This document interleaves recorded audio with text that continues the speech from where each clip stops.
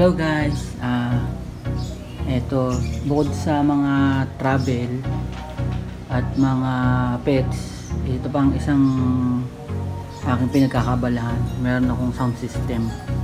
Ngayon, i-maintenance ko siya.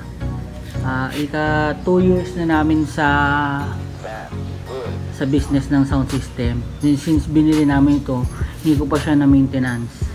So ang maintenance ko dito hindi yung kanyang electronics, kundi yung kanyang dito yung kanyang itsura, kasi puro gas-gas na. Kaya naman nung set up ka ganito itsura. Puro gas-gas na siya. Yung grease niya may mga kalawang na.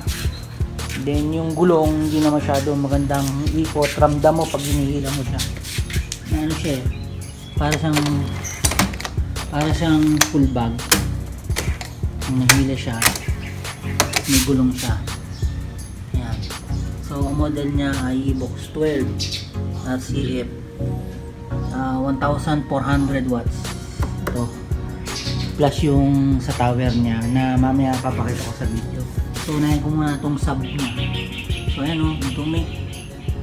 Kailangan na ng maintenance talaga, linis. Pati yung gulong ayusin ko din. Babaklasin ko din yung gulong para matignan din ko bakit nagwiwiggle na siya. Ang hirap minsan. So ganun talaga, yan ang negosyong napili ko. So pagka medyo expensive ang gamit mo, talagang mangyayari sa kanya. So bali ang gagawin ko, pupunasan ko siya, lilinisin ko siya. Then yung final niya is hihilamusan ko siya ng pintura para magmukhang bago. Okay. See you later. Bye. So itong mga to, so kailangan kong alisin to kasi para mapinturahan ko yung likod nito, mapinturahan ko na maayos ito. Kasi pag hindi ko inalis, baka ito maanuhan ng pintura, maganda pa naman siya. Evox 12 made in Italy.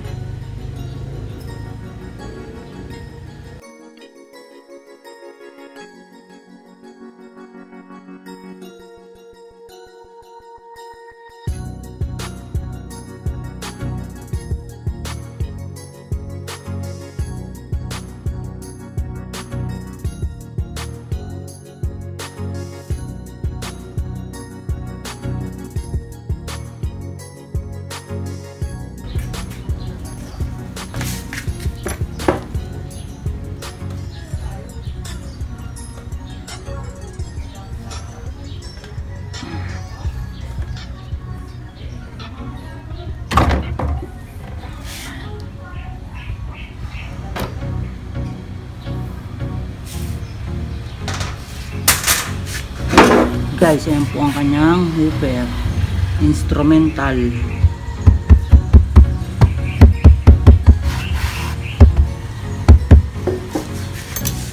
Tapos yung design niya.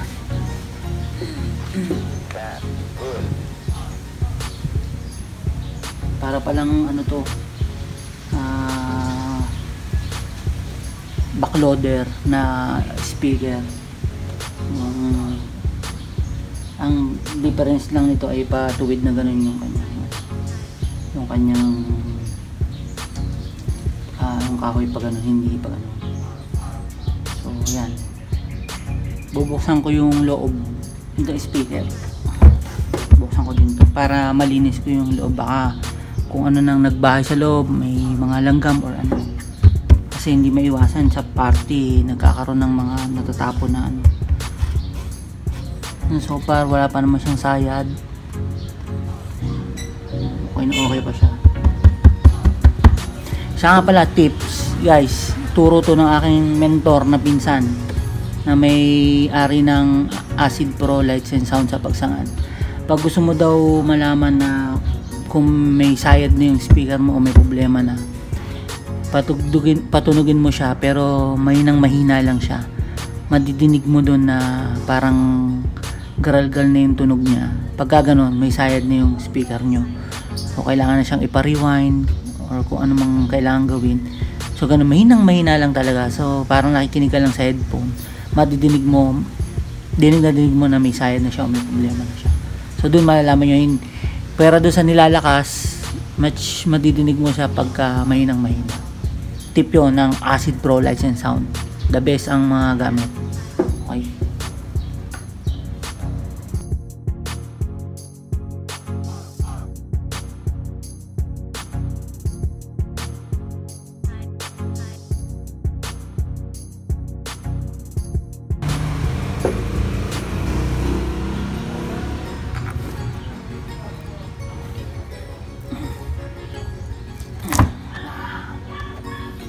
May bigat. Yan. Sabi guys, ang bigat ng magnet niya. Oh no.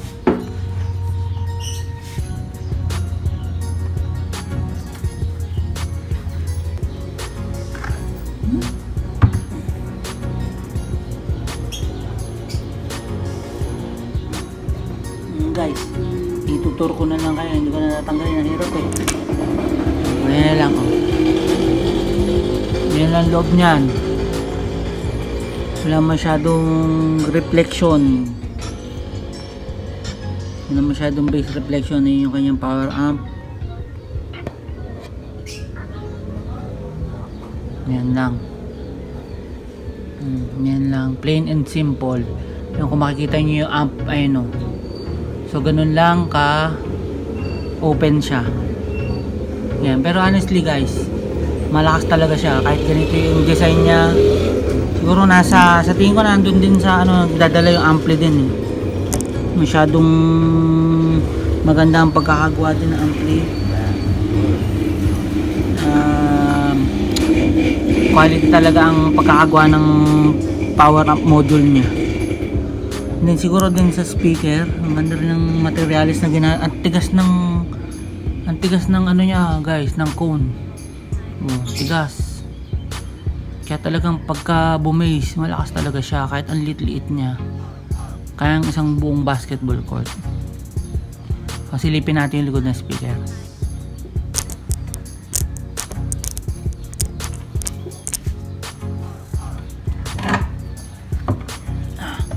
Ang bigat.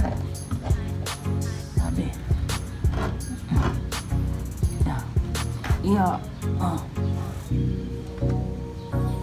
Yan guys.